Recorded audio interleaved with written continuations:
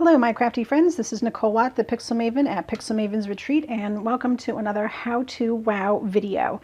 In this video I'm going to share with you how to do this watercolor wash background. It's very simple, but I'm going to give you a few tips that will help you keep this piece of watercolor paper nice and flat. So let's get started.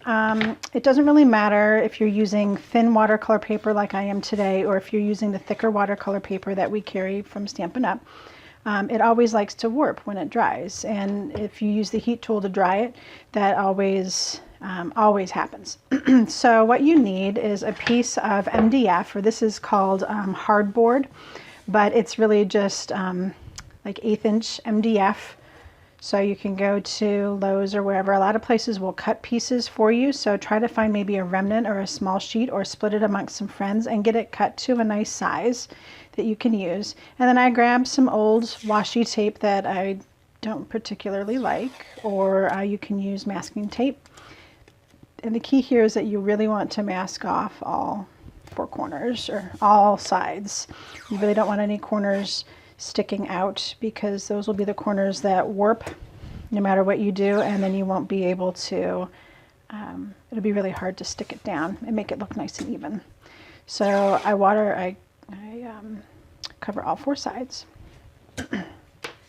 And then using an aqua painter and Stampin' Up, I'm using Blushing Bride today. I make sure that I have enough pooled in the lid, and of course you can do that by squishing down.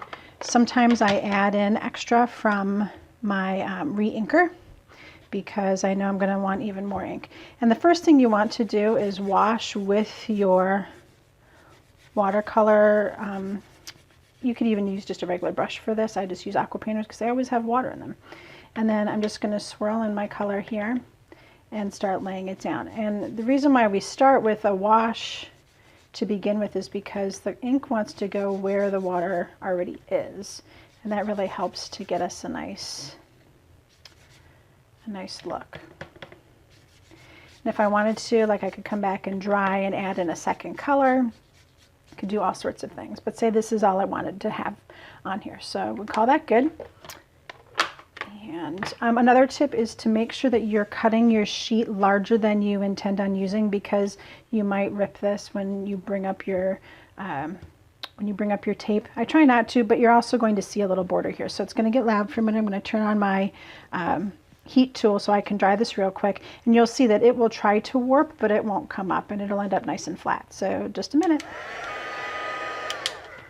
All right, so now that this is nice and dry, you can see that it's stayed really nice and flat on the board. I'm going to go ahead and peel, and it helps to pull these towards the outside, so that way if it does want to tear, it tears towards the outside, not towards the inside.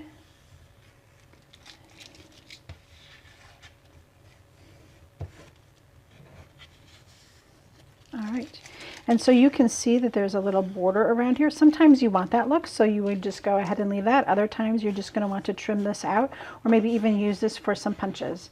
Another thing that you can do real quick is use our Wink of Stella. This is the clear, to add some shimmer. And I hope this comes through on the video.